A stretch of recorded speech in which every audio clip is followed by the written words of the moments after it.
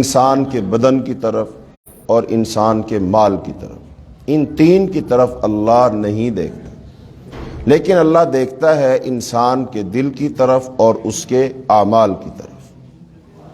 آج کا ہمارا جو موضوع ہے وہ یہ ہے کہ حضرت ابوبکر صدیق رضی اللہ تعالی عنہ سب سے پہلے ایمان کیوں لائے؟ سارے صحابہ کرام میں سب سے بڑا مقام مرتبہ حضرت ابوبکر صدیق رضی اللہ تعالی عنہ کا ہے۔ تو اب حضرت ابوبکر صدیق رضی اللہ تعالی عنہ جو انہوں نے اسلام قبول کیا، وہ ایمان لائے، سب سے پہلے لائے، سوال پیدا ہوتا ہے کیا وہ بغیر سوچے سمجھے لائے؟ یہ کوئی ان کا اچانک فیصلہ تھا یا اس کے پیچھے پوری ایک سوچ ہے، پوری بصیرت تھی؟ یعنی نبی صلی اللہ علیہ وسلم نے جب نبوت کا اعلان کیا اور حضرت ابوبکر کو دعوت دی، فوراً ایمان لیا، کوئی دیر نہیں لگی، وقت نہیں لگا۔ تو کیا یہ ان کا فوری فیصلہ تھا، جذباتی فیصلہ ہے، دوستی کی بنیاد پر فیصلہ تھا؟ چونکہ حضرت ابوبکر رضی اللہ تعالیٰ عنہ رسول اللہ صلی اللہ علیہ وسلم کے ہم عمر ہیں، دوست ہیں، اکٹھے اٹھنا بیٹھنا ہے، تو کیا یہ صرف اس دوستی کی وجہ سے تھا، جذباتی فیصلہ ہے، دل رکھنے کے لیے فیصلہ کیا تھا، یا اس کے پیچھے باقاعدہ ایک پلاننگ تھی، منصوبہ بندی تھی، اس کے پیچھے علم کھڑا تھا، بصیرت تھی؟ اس بات کو آج ہم سمجھیں گے، اور اسی کے ساتھ دوسری بات یہ سمجھیں گے کہ جب انسان کسی کام کو پوری بصیرت کے ساتھ سوچ سمجھ کر پورا تول کر فیصلہ کرتا ہے نا، تو اس کے فیصلے میں دوام ہوتا ہے، پختگی ہوتی ہے، پھر وہ اپنے فیصلے پر قائم رہتا ہے، بھلے اسے مشکلات برداشت کرنی پڑے، بھلے اسے لوگوں سے لڑنا پڑے، بھلے اسے اپنے جان مال کی قربانی دینا پڑے، سب کچھ وہ قربان کر دیتا ہے۔ اس کے لیے اپنے مقصد کے لیے، چونکہ اس نے وہ جو مقصد اپنایا ہوتا ہے نا، اس نے بہت سوچ سمجھ کر فیصلہ کیا ہوتا ہے، اس نے ہر چیز کو میئر کیا ہوتا ہے، یہ کرنے سے کیا ہوگا، یہ کرنے سے کیا ہوگا، نفع کیا ہے، نقصان کیا ہے۔ اس نے اپنی موت تک اپنی زندگی کا حساب لگایا ہوتا ہے، اسی لیے وہ اپنی جان بھی قربان کر دیتا ہے، چونکہ اس کا آخری فیصلہ یہ ہوتا ہے کہ اگر میں نے اس مقصد کے تحت اپنی جان بھی قربان کر دی تب بھی مجھے نقصان نہیں ہوگا، تب بھی مجھے فائدہ ہوگا۔ اس کا مطلب میں گھاٹے کا سودا نہیں کر رہا، میں فائدے کا سودا کر رہا ہوں۔ تو لہذا یہاں سے ہمیں یہ بات معلوم ہوگی، ہم سب کو اپنی زندگی کا فیصلہ کرنا چاہیے۔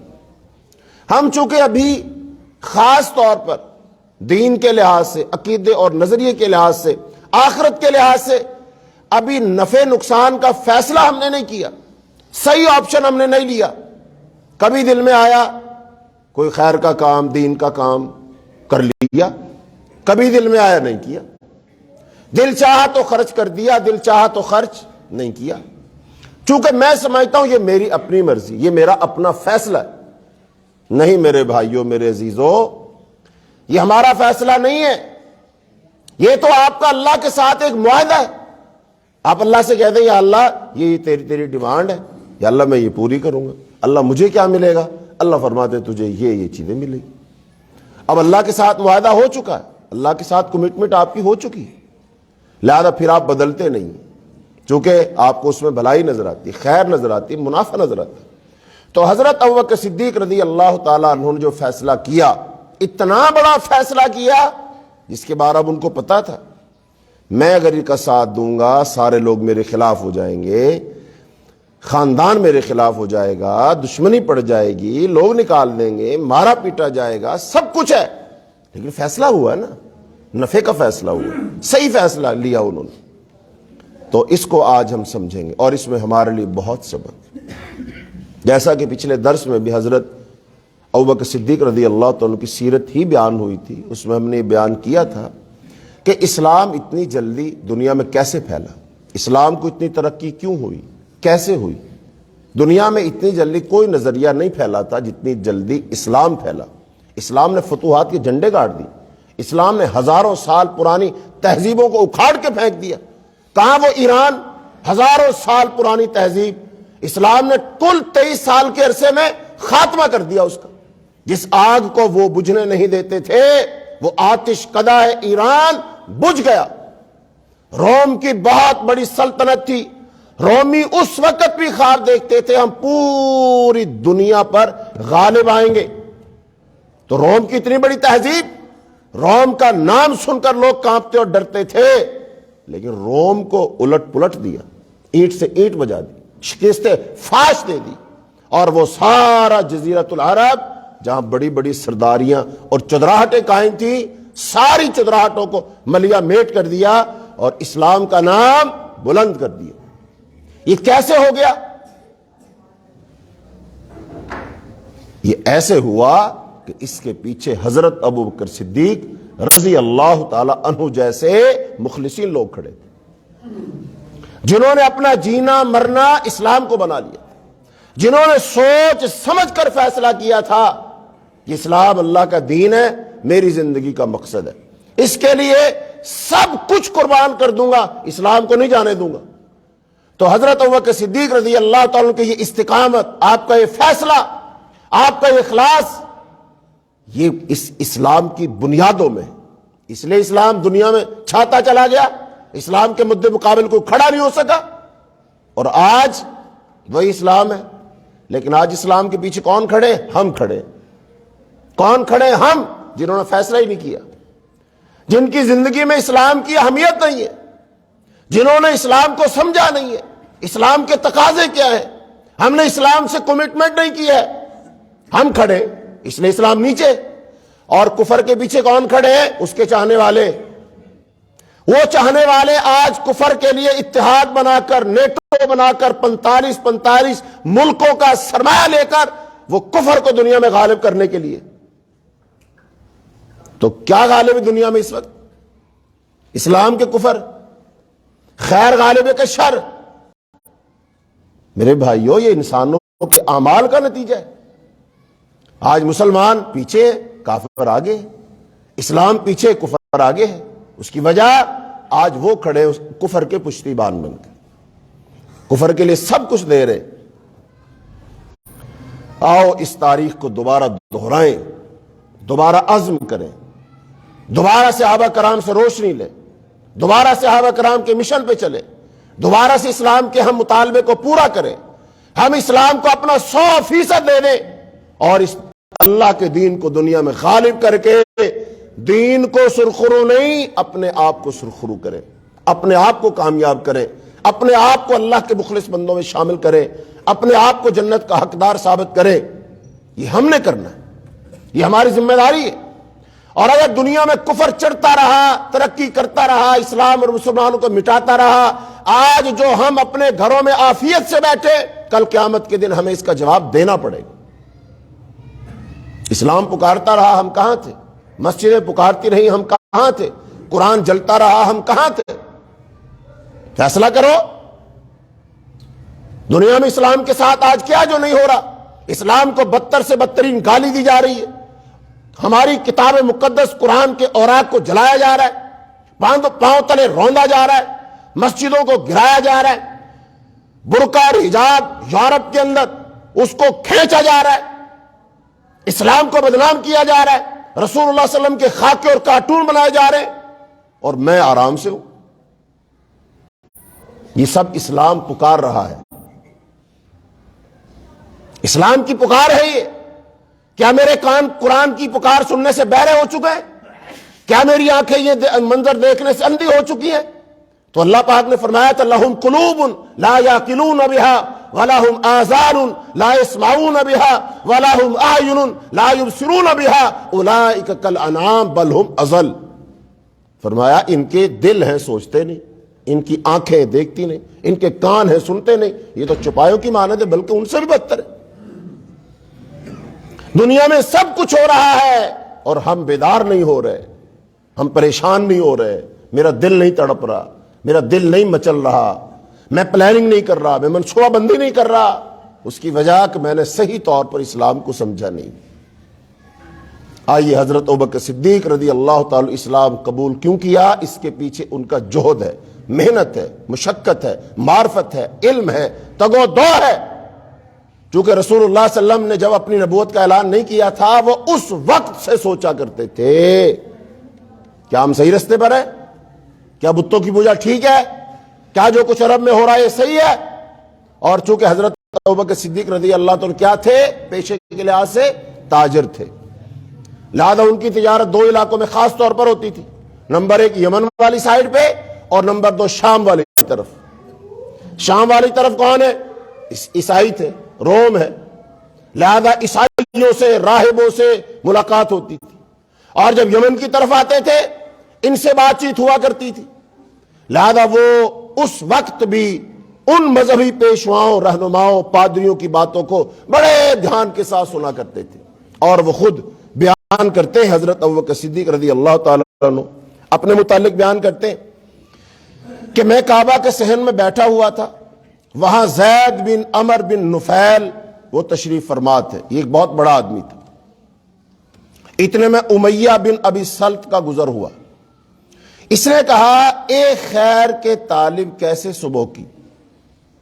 کیا کہا؟ اے خیر کے طلبگار، اے خیر کے چاہنے والے، تم نے کیسے صبح کی؟ زید نے کہا خیر و عافیت کے ساتھ۔ اس نے کہا کیا خیر کو پا لیا؟ سوال کیا پوچھا ہے؟ کیا خیر کو؟ اس کا مطلب وہ لوگ کسی خیر کی تلاش میں تھے، جستجو میں تھے، دائیں بائیں سفر کیا کرتے تھے، پڑھا لکھا کرتے تھے، لوگوں کے پاس آیا جایا کرتے تھے، مقصد خیر کو پانا۔ تو اس کا مطلب یہ دل ہے نا، اس کے اندر خیر کی طلب ہے، خیر کی پیاس ہے، خیر کی چاہت ہے، اور اللہ تعالیٰ دلوں کو ہی دیکھتا ہے۔ جیسا کہ رسول اللہ صلی اللہ علیہ وسلم نے شاہ فرمایا، اللہ تعالیٰ نے ساری دنیا پر نظر ڈالی، یعنی ساری دنیا کے لوگوں کے دلوں پر نظر ڈالی، تو سب سے اچھا دل عرب والوں کا نظر آیا، ساری دنیا۔ اور پھر عرب میں سے جب نظر ڈالی، عرب تو بہت بڑا ہے، چاروں طرف قبائل ہیں، لوگ ہیں، ان میں سے مکے والوں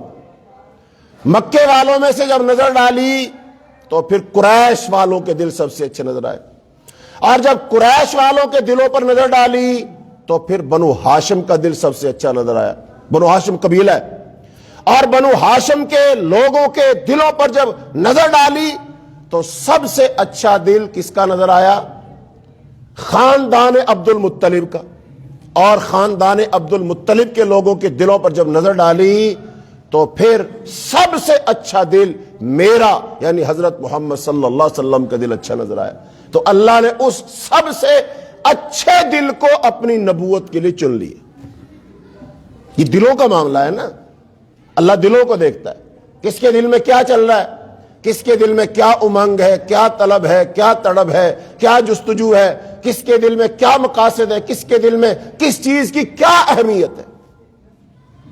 ہم میں سے ہر شخص اپنے دل کو ٹٹول کے دیکھ سکتا ہے کہ میرے دل میں سب سے زیادہ اہمیت کس کی ہے۔ یہ دل کی بھائی، یہ دل ہی بھگائے پھرتا آدمی کو، یہ دل ہی چین سے نہیں بیٹھنے دیتا۔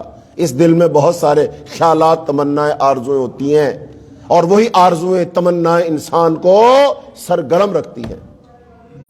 اب اللہ یہ سارے دل جو دھڑکتے ہیں، اللہ دیکھتا ہے نا ان دلوں میں سے کون سا دل میرے لیے دھڑکتا ہے، اسلام کے لیے دھڑکتا ہے، سنت کے لیے دھڑکتا ہے، وہ اسلام کے لیے کچھ کرنے کا جذبہ رکھتا ہے، اسلام کے غلبے کے لیے خواہشات رکھتا ہے۔ کس کے دل میں یہ ہے؟ جب کفر دنیا میں غالب ہوتا ہے اس کا دل وہ بند ہوتا ہے، اس کے دل میں تکلیف ہوتی ہے، اس کا دل کڑتا ہے۔ وہ کون ہے؟ وہ کون ہے جب قرآن کو جلایا جائے اس کا خون جوش مارتا ہے، اس کی حرکت تیز ہو جاتی ہے، ہارٹ بیٹ تیز ہو جاتی ہے اس کی؟ وہ کون ہے؟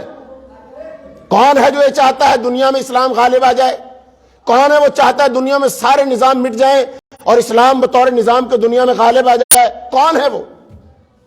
اللہ دلوں کو دیکھتا ہے۔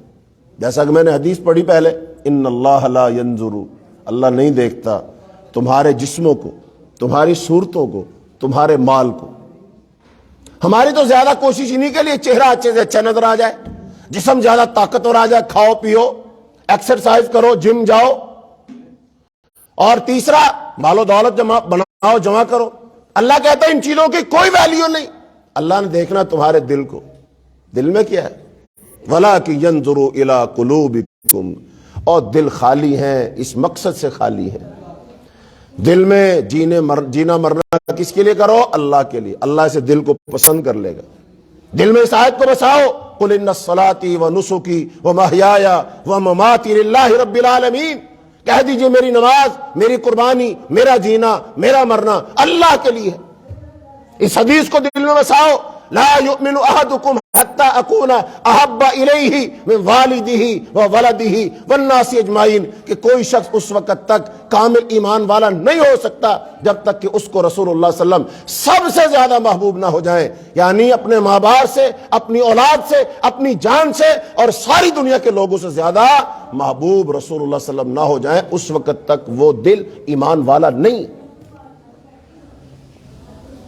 اللہ ہمارے دلوں کو جب دیکھتا ہے، ہم اوپر سے بڑے مومن ہیں، اندر سے ساری شیطانی بری ہوئی، شیطانی کام پسند ہے، شیطانی ادائیں پسند ہیں، شیطان کی پیروی پسند ہے، ہمیں صرف دولت دکھاؤ، جو چاہے کروا لو۔ بہرحال اس نے کہا کیا خیر کو پا لیا؟ زید نے جواب دیا نہیں، ابھی تک خیر نہیں ملی۔ اس پر اس نے ایک شعر کہا، کل دین یوم القیامت الا ما مضا فی الحنیفۃ بورو، قیامت کے دن ابراہیم علیہ السلام کے دین کے علاوہ تمام ادیان ہلاکت کا سبب ہوں گے، یعنی وہ لوگ اس وقت دین ابراہیمی پر تھے، یہ نظریہ تھا ان کا۔ اچھا، اور رہی یہ بات کہ وہ نبی منتظر کب آئے گا، اب دیکھیے حضرت ابوبکر صدیق اس بات کی جستجو میں ہے کہ ایک نبی نے آنا ہے، یہ نبوت مل جانے کے بعد عمل شروع نہیں ہوا، نبوت ابھی نبی صلی اللہ علیہ وسلم نے اظہار نہیں کیا، لیکن طلب پہلے سے ہے، جستجو پہلے سے ہے، طلب پہلے سے ہے۔ تو قرآن میں اللہ نے کیا فرمایا؟ لیس للانسان الا ما سعی، انسان کو وہی کچھ ملتا ہے جس کے لیے وہ، تو یہ ایمان کو پا لینے کی کوشش کاوش پہلے سے ہے، صراط مستقیم کو پا لینے کی کوشش کاوش پہلے سے ہے، خیر کو پا لینے اپنا لینے کی کوشش کاوش پہلے سے ہے، یہ سبب بنے گا حضرت ابوبکر صدیق رضی اللہ تعالیٰ عنہ سب سے پہلے ایمان لائیں گے، چونکہ وہ اس کے طالب پہلے سے بن چکے تھے۔ اس کی مثال اگر دنیاوی لحاظ سے ہم دیں، ایک بندہ پراپرٹی میں بڑی دلچسپی رکھتا ہے، وہ سوچتا ہے کہ بھئی یہ جو اسکیم بن رہی ہے نا، آنے والے دنوں میں اس کی بڑی ویلیو ہوگی، یہاں پر بڑا مہنگا پلاٹ بکے گا بھائی، تو دوسروں سے سو سال لگا کر وہاں پلاٹ خرید لیتا ہے، اور کافی سارا خرید لیتا رقبہ، اور بعد میں پھر مہنگا ہو جاتا ہے۔ تو لوگ پوچھتے ہیں بھائی تم نے کیسے کیا؟ کہتے بھائی جب یہ اسکیم بنی نہیں تھی، ہمیں اس وقت کی اطلاع تھی، خبریں تھیں کہ یہ علاقہ بڑی ترقی کرے گا۔ تو اس کا مطلب جس آدمی کو جس چیز کا ذوق شوق ہوتا ہے وہ اس کے بارے میں خبریں رکھتا ہے، پلاننگ کرتا ہے، انویسٹمنٹ کرتا ہے۔ تو حضرت ابوبکر صدیق رضی اللہ تعالیٰ کس کے طالب ہے؟ خیر کے، خیر ملے، تو لہذا وہ خیر کی پہلے سے منصوبہ بندی کیے ہیں، لہذا وہ یہی باتیں کرتے ہیں، خیر پالی کہ نہیں۔ تو ابوبکر صدیق رضی اللہ تعالیٰ فرماتے ہیں اس سے قبل میں نے کسی نبی کی بعثت اور اس کے انتظار کے متعلق سنا نہیں تھا، یہ پہلے دو بندے جن کی میں نے گفتگو سنی۔ تو اس ایک آدمی نے کیا کہا تھا؟ وہ نبی منتظر جس نے آنا ہے، جس کا انتظار ہو رہا ہے، وہ کہتے پہلی دفعہ سنا۔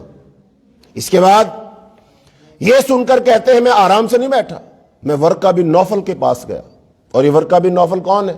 وہی جس کے پاس رسول اللہ صلی اللہ علیہ وسلم کو خدیجہ رضی اللہ تعالیٰ لے کر گئی تھی، ورقہ بن نوفل کے پاس گیا۔ اچھا، جو آسمان میں اکثر غور و فکر کیا کرتے تھے، ان کے بارے میں یہ تھا کہ بڑا صاحب علم آدمی ہے، غور و فکر کرتا ہے، اس کے پاس بڑی باتیں، راز کی باتیں، آسمان میں غور و فکر کرتا رہتا ہے کہ اب آسمان کی حرکت کہاں پہنچ گئی، اب کون سا وقت چل رہا ہے، وہ نبی جو آنا ہے تو اس کے آنے میں کتنی دیر ہے، بہرحال وہ غور و فکر کیا کرتا ہے، اور اکثر آہستہ سینے سے آواز نکالنے والے تھے۔ میں ان سے ملا اور یہ واقعہ بیان کیا، یعنی کہ جو یہاں گفتگو ہوئی تھی نا، دو لوگوں کی ہے، میں نے اس کو سنائی جی ایسے ایسے میں نے دو بندوں کی بات سنی ہے جس بارے میں آپ مجھے بتائیں کہ بھی حقیقت کیا ہے۔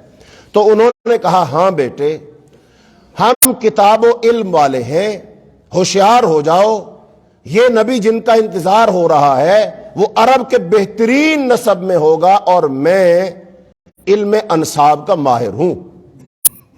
اس نے کہا ہاں بھائی یہ بات صحیح ہے، وہ جو لوگ کہہ رہے تھے وہ نبی آئے گا، بھائی نبی آئے گا اور عرب میں آئے گا، اور عرب کا جو سب سے اعلیٰ خاندان ہے نا اس میں آئے گا، یعنی تم میں آئے گا۔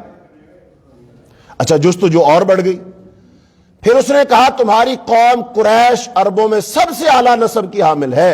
میں نے عرض کیا چچا وہ نبی کیا کہیں گے، یعنی اس کی دعوت کیا ہوگی، اس کا نظریہ کیا ہوگا، عقیدہ کیا ہوگا، وہ کس طرف لوگوں کو بلائے گا؟ بتائیے ساری جستجو کب ہو رہی ہے؟ حضور پاک نے اعلان نبوت کر دی اس کے بعد کہ پہلے؟ پہلے۔ اس کا مطلب اللہ دلوں کے حال پھر کہ کون سا دل پہلے سے تیار ہے، کس نے اپنے دل کو پہلے سے تیار کر لیا ہے کہ اس نبی، وہ نبی آئے گا، اس کی بات کو قبول کریں گے، اس پر ایمان لائیں گے، اس کا ساتھ دیں گے، وہ خیر بتائے گا، خیر کا رستہ دکھائے گا، ہم نے اس پر چلنا ہے، تو یہ پہلے سے تیاری ہو چکی ہے۔ کہہ لے وہ نبی کیا کہیں گے؟ تو ورقہ بن نوفل نے کہا وہ وہی کہیں گے جس کے کہنے کا اللہ حکم دے گا، نہ وہ ظلم کریں گے، نہ ان پر ظلم ہوگا، اور نہ آپس میں ایک دوسرے پر ظلم کی دعوت دیں گے۔ جب رسول اللہ صلی اللہ علیہ وسلم کی بعثت ہوئی تو میں فوراً ایمان لے آیا، کیونکہ اور آپ صلی اللہ علیہ وسلم کی میں نے تصدیق کی۔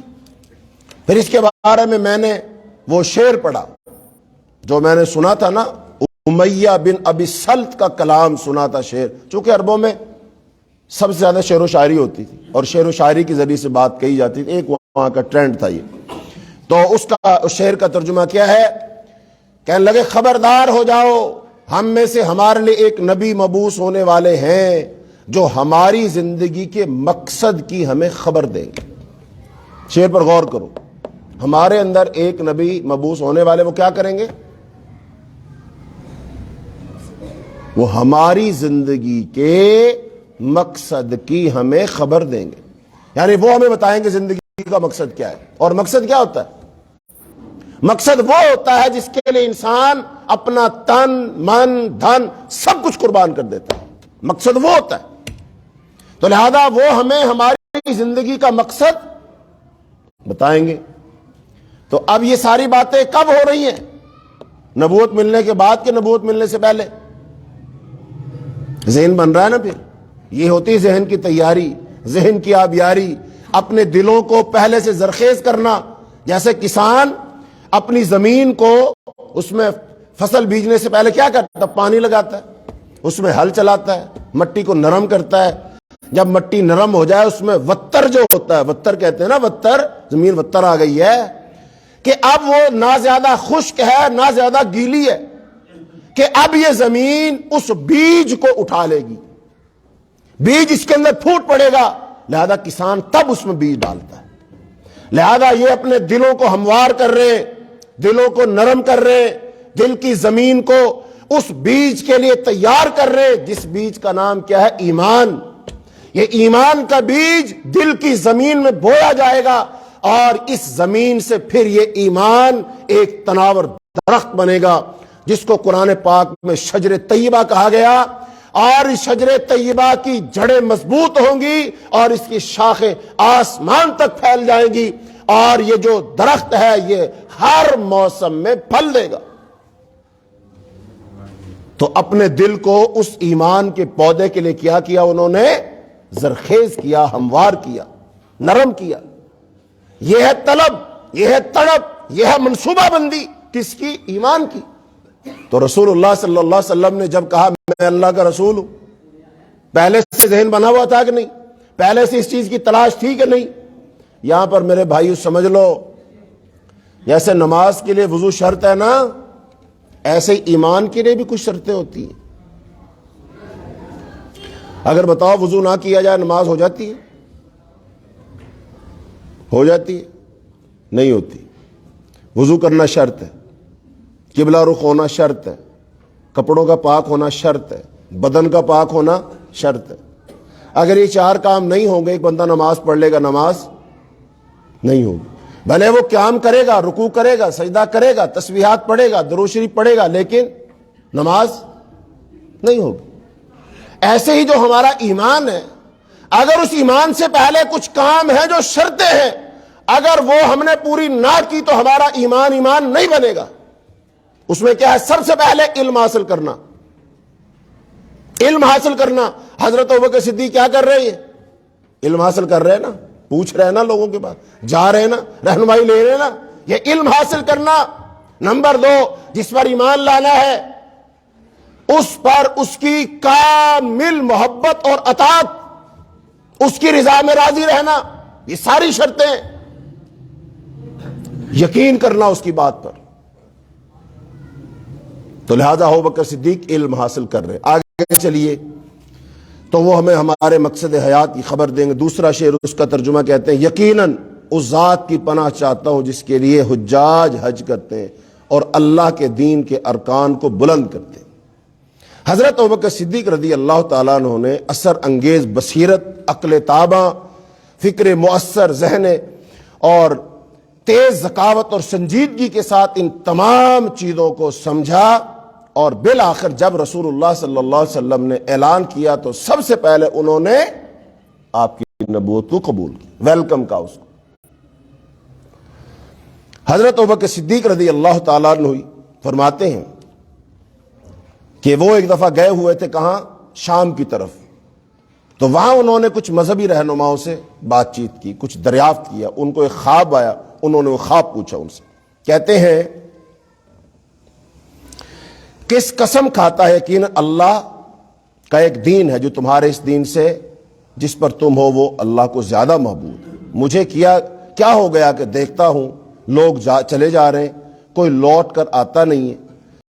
کیا نیا مقام ان کو پسند آ گیا ہے؟ اقامت پذیر ہو گئے یا انہیں چھوڑ دیا گیا؟ بس سو گئے۔ پھر اس نے شعر پڑھا، گزشتہ زمانے میں گزرے ہوئے لوگوں میں ہمارے لیے درس و عبرتیں ہیں۔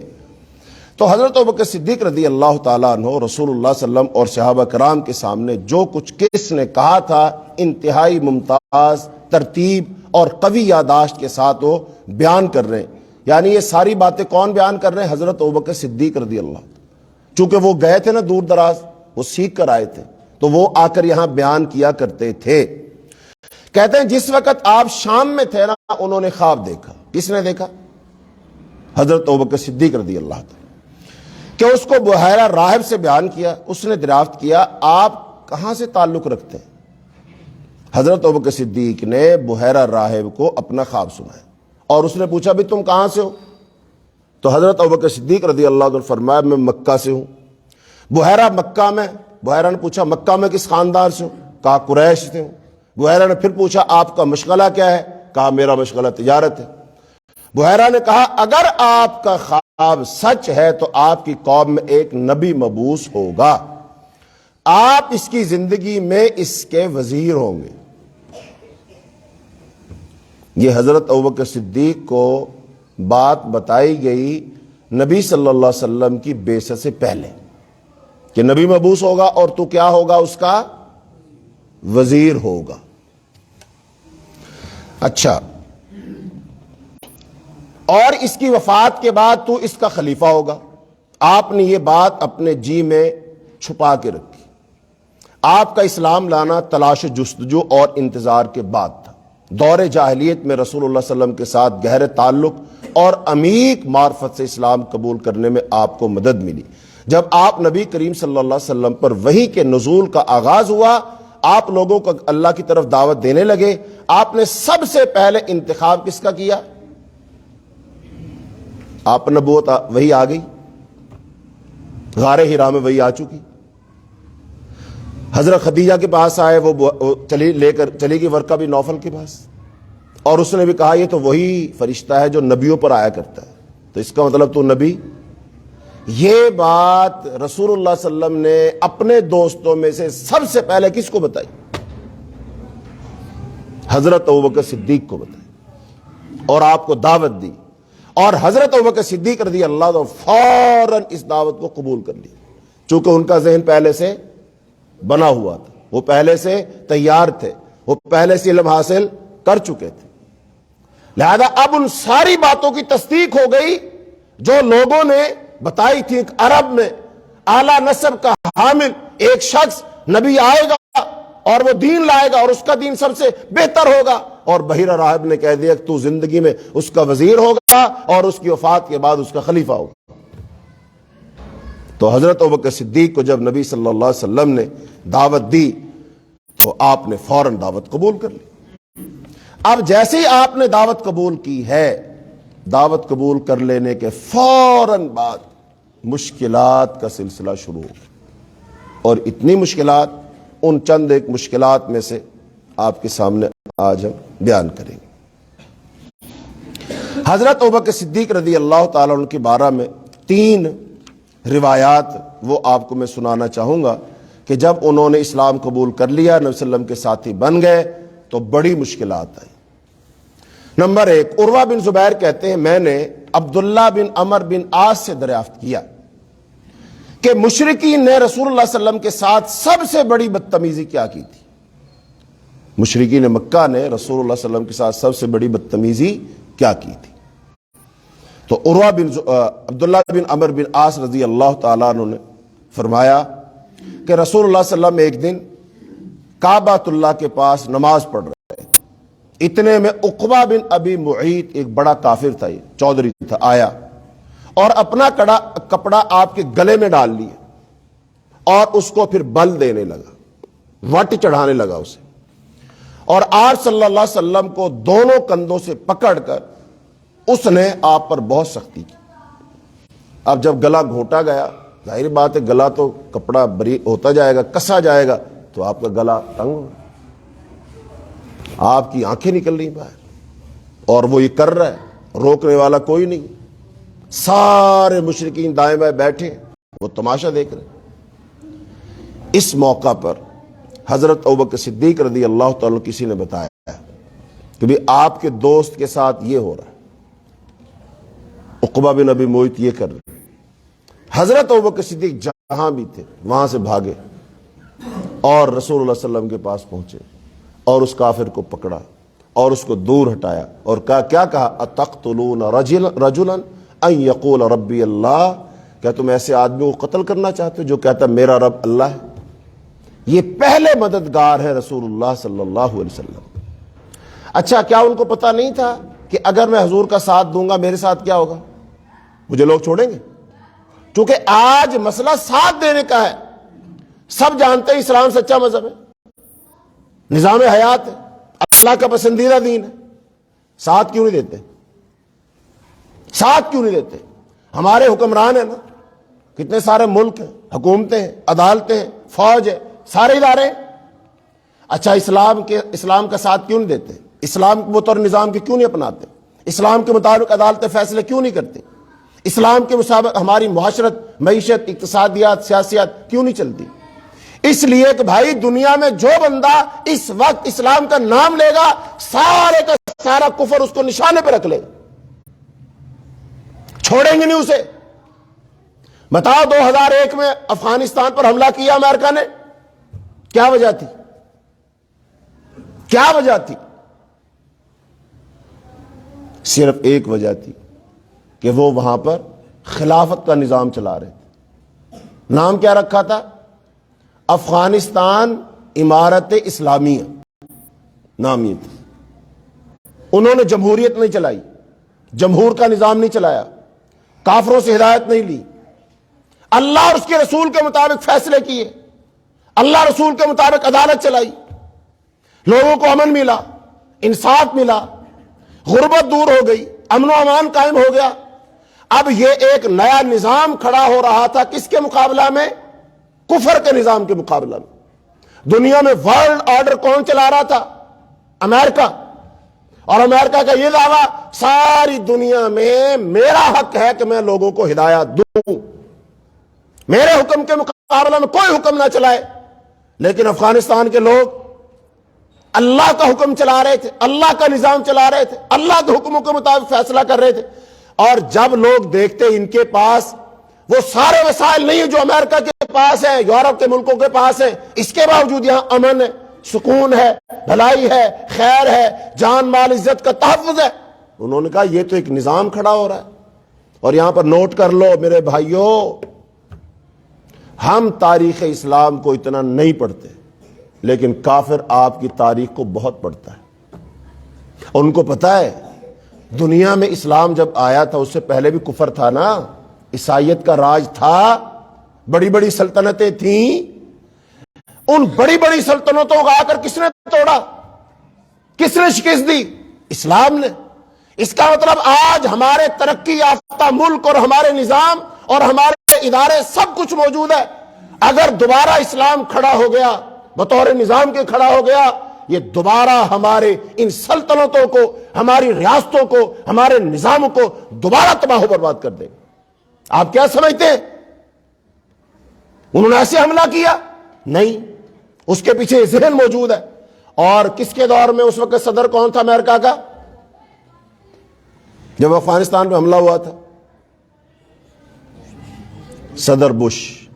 اور اس نے کہا تھا کہ آج میں صلیبی جنگوں کا آغاز کر رہا ہوں۔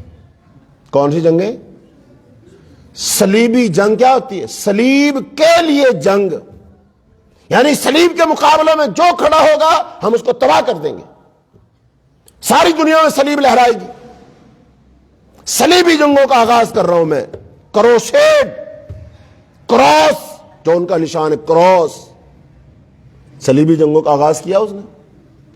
بتاؤ صلیبی جنگ کس کے مقابلہ میں؟ پھر دنیا میں اس کا مقابلہ کس سے ہے؟ بتاؤ دنیا میں کوئی اور تہذیب جو صلیب کا مقابلہ کرے کون ہے؟ وہ صرف اسلام ہے۔ لہذا افغانستان میں اسلام بطور نظام کے کھڑا ہو رہا ہے۔ ساری دنیا پر سینسر لگائے ہوئے، آپ اس بات کو پتہ نہیں کس معنی میں لیں گے۔ یہ آپ کا جو انٹرنیٹ ہے، بتاؤ اس کو کون چلا رہا ہے؟ امریکہ۔ جتنی سارا یہ گوگل اور دیگر ساری ویب سائٹس ہے، کون چلا رہا ہے؟ امریکہ۔ ان کا سب ہیڈ کوارٹر وہاں ہے۔ جتنی کالز جاتی ہیں، آپ کا سارا نیٹ ورک کالز کا کہاں، اس کا سسٹم کہاں ہے؟ مرکزی نظام کا ہے امریکہ میں۔ انہوں نے ہزاروں لوگ بٹھائے ہوئے جو کانوں کے ساتھ ہیڈ فون لگا کے بیٹھے اور وہ ساری کالز کو سنتے، اور انہوں نے 4-5 لاکھ خاص طور پر اپنے لوگوں کو بتائیں کہ جہاں خلافت کا نام آئے اس کال کو نوٹ کرو کہ یہ کس ملک سے، اس ملک کے کس صوبے سے، کس شہر سے، کس بستی سے اٹھ رہی ہے، خلافت کا نام لیا جا رہا ہے، اس کو نوٹ کرو۔ جہاد کا نام کون لے رہا ہے، اس آواز کو نوٹ کرو، کس ملک سے آ رہی۔ تو اس کا مطلب کیا ہے؟ اسلام کی، خلافت کا نظام، اس کی بات کرو، کافر سنتا ہے۔ ان کو اس سے کوئی تکلیف نہیں ہے کہ آپ 5 وقت کی نماز پڑھو، سال بعد روزے رکھو، حج کرو، زکات دو، صدقہ خیرات کرو، کھانے کھلاؤ، ہسپتال بناؤ، سب کچھ کرو۔ ان کو اس سے کوئی تکلیف نہیں ہے۔ ان کو تکلیف کس سے ہے؟ انہیں کوئی ٹکر نہ دے، ان کے نظام کے مقابلہ میں کوئی نظام نہ بنائے، ان کی تہذیب کے مقابلہ میں کوئی تہذیب نہ بنائے۔ اور اسلام دنیا میں چیلنج کرتا ہے ساری دنیا کی تہذیبوں کو کہ میں تم سب کو مٹانے کے لیے آیا ہوں۔ کیا فرمایا اللہ تعالیٰ نے؟ هو الذی ارسل رسولہ بالہدی والدین الحق لیظہرہ علی الدین کلہ۔ یہ بات کس کو معلوم ہے زیادہ؟ ہمیں کنہیں؟ ان کو معلوم ہے۔ تو اس لیے میرے بھائیو ساتھ دینے سے لوگ ڈرتے ہیں۔ لوگ کہتے ہیں بھائی چندہ لے لیا کرو، ہمارے پاس نہ آیا کرو، ہم چندہ دے دیں گے لیکن تمہارے جلسے میں نہیں آئیں گے، چندہ لے لو۔ کیوں بھائی؟ ہمارا نام آ جائے گا، ہمیں لوگ دیکھ لیں گے۔ کیا دیکھ لیں گے بھائی؟ ان کا ساتھ دیتے ہیں۔ کن کا ساتھ دیتے ہیں؟ جو اسلام کے غلبے کی نظام کی بات کرتے ہیں۔ لوگ نہیں آتے بھائی، ڈرتے ہیں۔ مسئلہ ساتھ دینے کا۔ اب ذرا دیکھیے، رسول اللہ صلی اللہ علیہ وسلم نے ایک اعلان کر دیا کہ میں اللہ کا رسول ہوں، تم سب غلط ہو، یہ سارے بت غلط ہیں۔ اعلان کر دیا۔ ساتھی کی ضرورت ہے کہ نہیں؟ اور سہارے کی ضرورت ہے کہ نہیں؟ اور کوئی پشتی بان ہونا چاہیے کہ نہیں؟ اور کندھے سے کندھا ملا کے میدان میں کوئی ڈٹ جانے والا ساتھی ہونا چاہیے کہ نہیں؟ تو رسول اللہ صلی اللہ علیہ وسلم جب مکے کے بازاروں میں تنے تنہا اللہ کی وحدانیت کی دعوت دے رہے ہیں، تو ساتھ کون کھڑے ہیں؟ حضرت ابوبکر صدیق کھڑے، دکھ سکھ کے ساتھی ہیں، سفر حضر کے ساتھی ہیں، تو مسئلہ ساتھ دینے کا ہوتا ہے۔ تو عقبہ بن ابی معیط آیا اور اس نے حضور پاک صلی اللہ علیہ وسلم کے ساتھ یہ سلوک کیا، تو ساتھ دینے کے لیے کون آیا؟ ابوبکر صدیق آیا۔ آج اسلام کو دوبارہ ایسے صدیقوں کی ضرورت ہے، آج دوبارہ ایسے کردار کے حامل لوگوں کی ضرورت ہے کہ جب اسلام پر کوئی مشکل وقت آئے، اسلام کا ساتھ دینے کے لیے وہ میدان میں نکل آئے، پوری بصیرت کے ساتھ، سوچ سمجھ کے ساتھ۔ دوسرا واقعہ سنیے، حضرت انس رضی اللہ تعالیٰ بیان کرتے ہیں کہ ایک مرتبہ کفار نے رسول اللہ صلی اللہ علیہ وسلم کو بری طرح مارا۔ کس کو پیٹا؟ اللہ کے رسول کو پیٹا، مارا، اور بری طرح مارا، حتیٰ کہ رسول اللہ صلی اللہ علیہ وسلم بے ہوش ہو کر گر گئے۔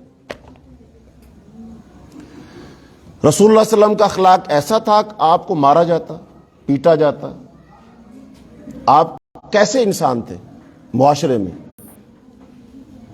کیسے انسان تھے؟ صادق اور امین تھے، سچے اور اچھے تھے، اچھے بھائی، اچھے بیٹے، اچھے خامند، اچھے شوہر، اچھے پڑوسی، اچھے تاجر، پرامن آدمی۔ ایسے پرامن آدمی کو اللہ تعالیٰ نے ذمہ داری کیا دی؟ کیا ذمہ داری دی؟ کہ دنیا سے کہو کہ ایک اللہ کی عبادت کریں اور ان بتوں کی عبادت کی ذمہ داری دے دی۔ اب وہ حضور کا کام کیا ہے؟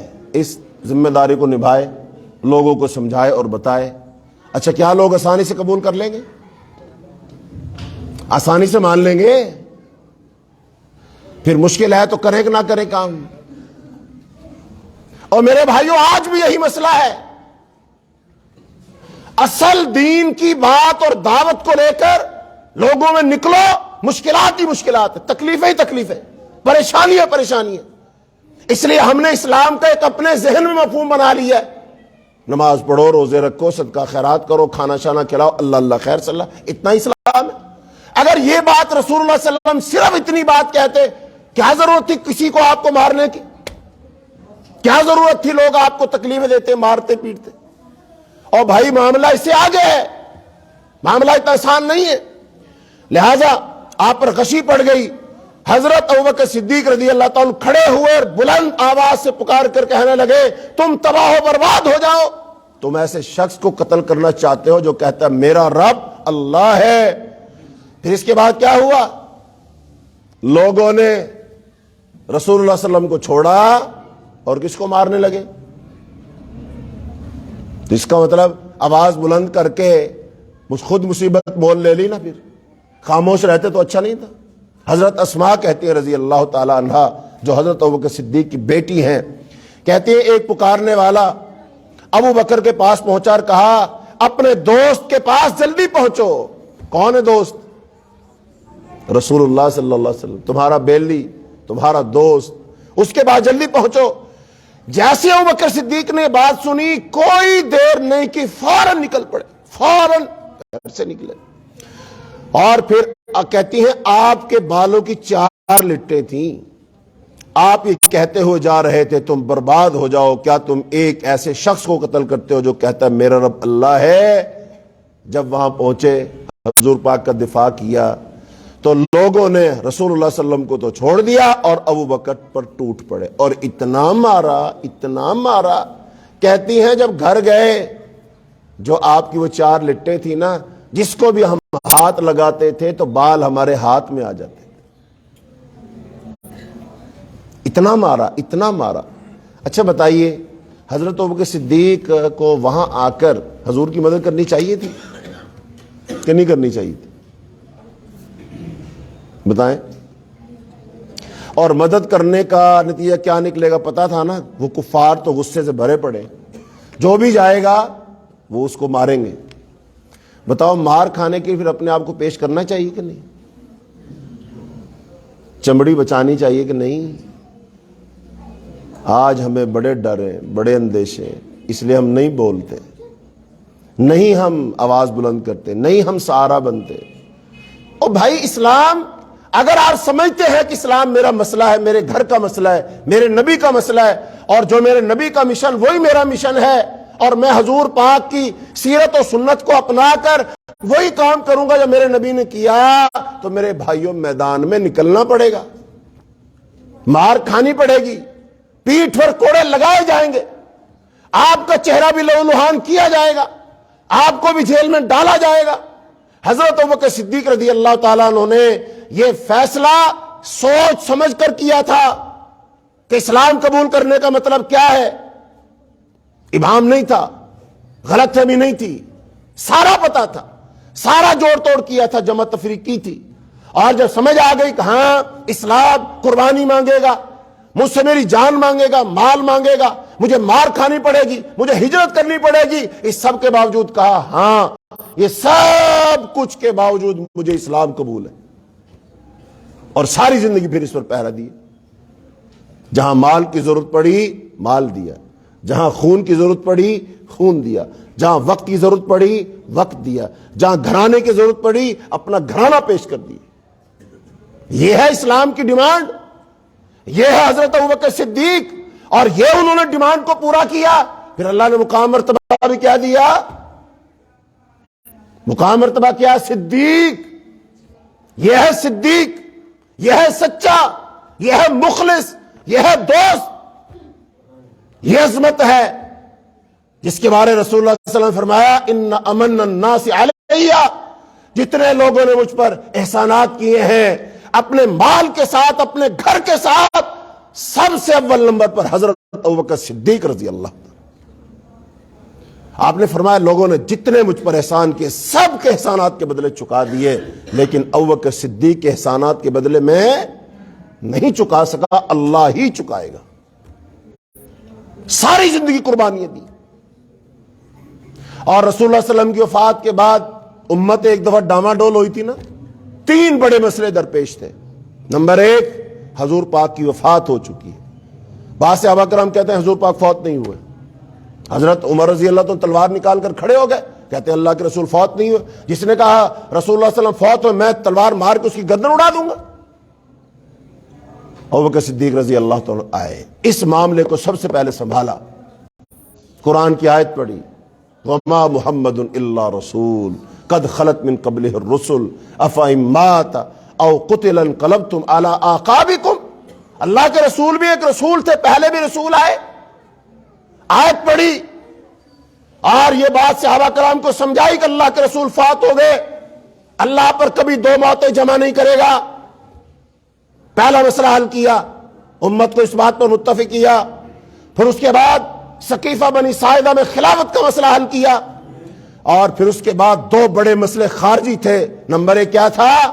مرتدین نے فیصلہ کر لیا تھا مدینہ پر حملہ کر کے اینٹ سے اینٹ بجائیں گے، مدینہ تو رسول پر حملہ کیا جائے گا۔ کافر ان کی پشت پر تھے، شہ دے رہے تھے، بھڑکا رہے تھے، ان سارے مرتدین کا کلا کما کیا۔ اور چوتھا بڑا مسئلہ، کچھ لوگوں نے زکوٰۃ دینے سے انکار کر دیا تھا، انہوں نے کہا اللہ کے رسول تھے تو ہم زکوٰۃ دیتے تھے، اب ہم زکوٰۃ نہیں دیں گے۔ حضرت ابوبکر صدیق نے ان کے خلاف اقدام کیا اور مانعین زکوٰۃ سے زکوٰۃ لی ان سے۔ اس کا مطلب امت کو ڈاما ڈول ہونے سے بچا لیا۔ اچھا یہ سب کچھ کیسے کیا؟ اتنے بڑے بڑے مسائل ہیں، یہ وہی بصیرت ہے، وہی علم ہے، وہی ایمان ہے، وہی صداقت ہے، وہ نبی صلی اللہ علیہ وسلم کی تربیت ہے جو انہوں نے اول دن سے عزم کیا تھا یہ دین اللہ کا ہے، ہماری زندگی کا مقصد حیات ہے، اس کے لیے جینا ہے، اس کے لیے مرنا ہے، جو کچھ بھی دینا پڑے ہم اس کے لیے دیں گے، اور وہ اپنے موت تک پھر اس کے لیے قربانیاں دیتے رہے۔ سوال بنیادی کیا تھا؟ اسلام نے دنیا میں اتنی جلدی ترقی کیسے کی؟ اسلام کیسے پھیل گیا؟ اسلام نے بڑی بڑی سلطنتوں کو کیسے الٹ دیا؟ کیسے تہذیبیں بدل گئی، معاشرے بدل گئے؟ اور اس لیے بدل گئی کہ اسلام کے پیچھے ابوبکر صدیق جیسے مخلصین کھڑے تھے، قربانیاں دینے والے کھڑے تھے، اخلاص والے لوگ کھڑے تھے۔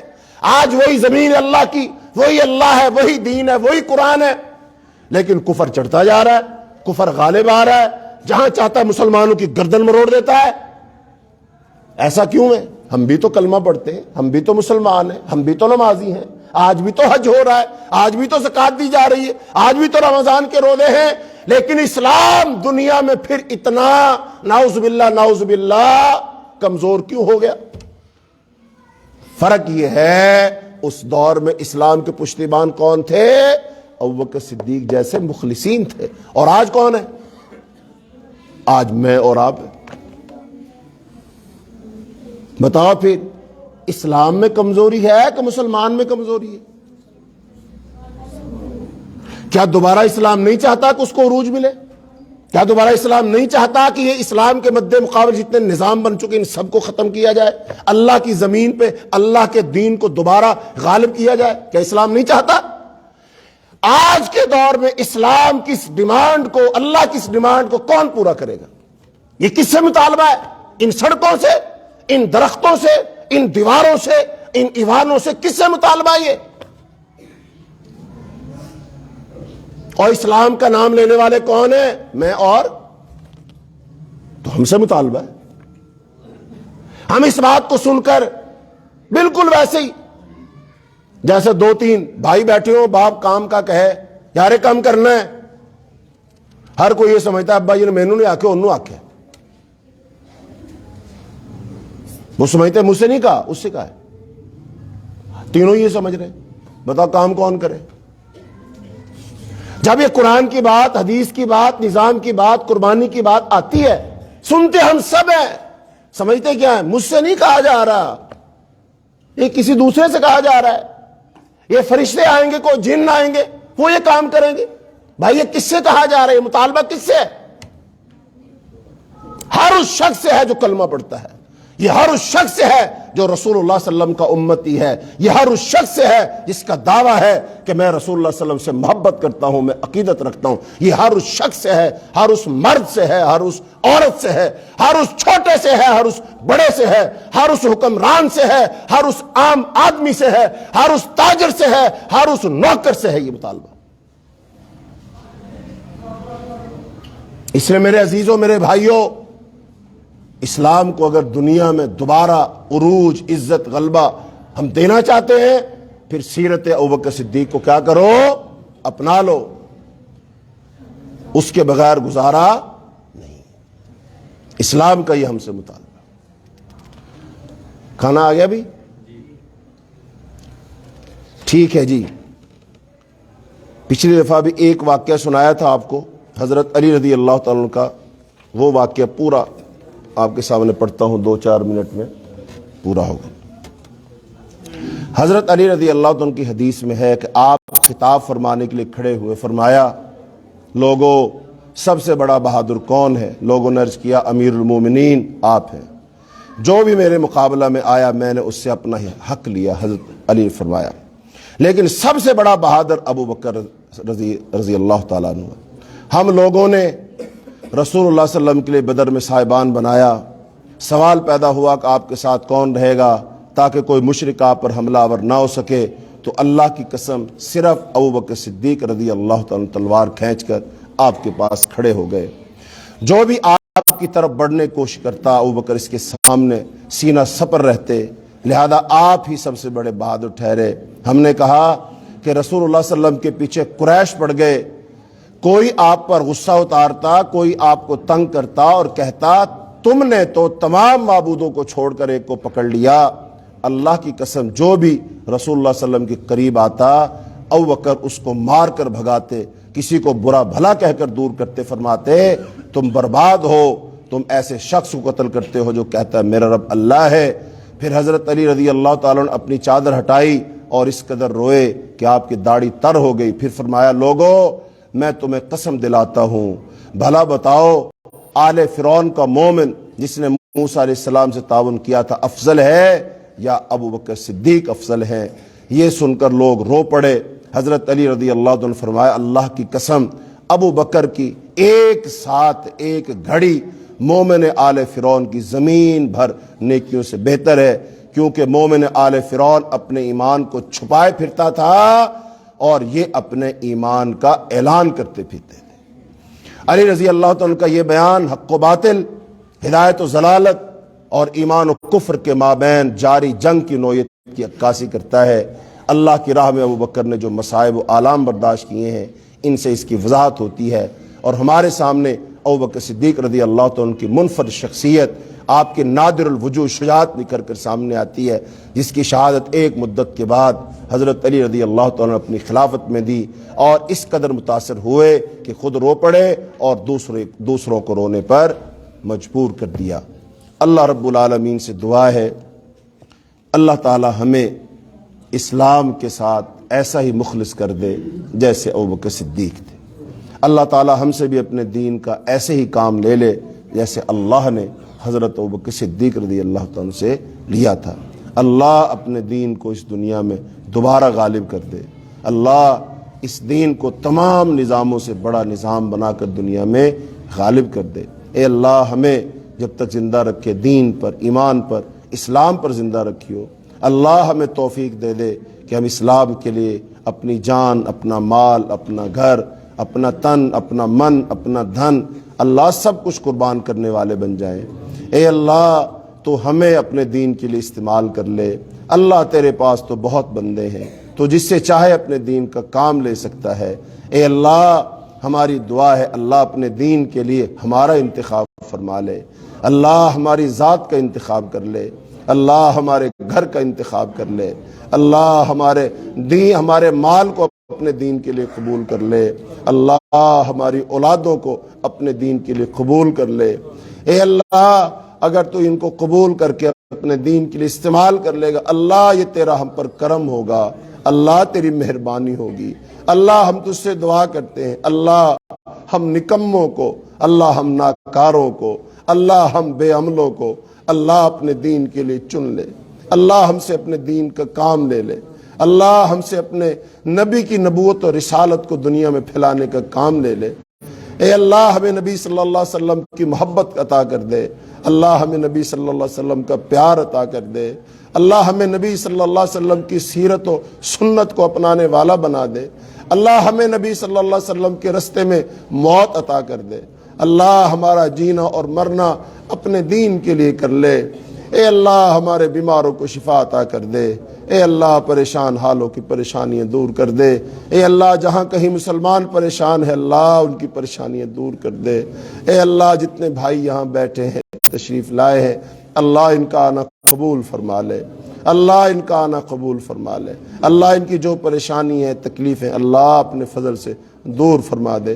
اے اللہ ہمیں 5 وقتہ پکا نمازی بنا دے، اللہ ہمیں 5 وقتہ پکا نمازی بنا دے، اے اللہ ہمیں دین پہ چلنے والا بنا دے، اللہ دین کا درد ہمارے دلوں میں پیدا کر دے، اللہ دین کی حمیت اور غیرت پیدا کر دے، اللہ دین کو ساری دنیا میں اللہ غالب کرنے والا اللہ ہمیں بنا دے۔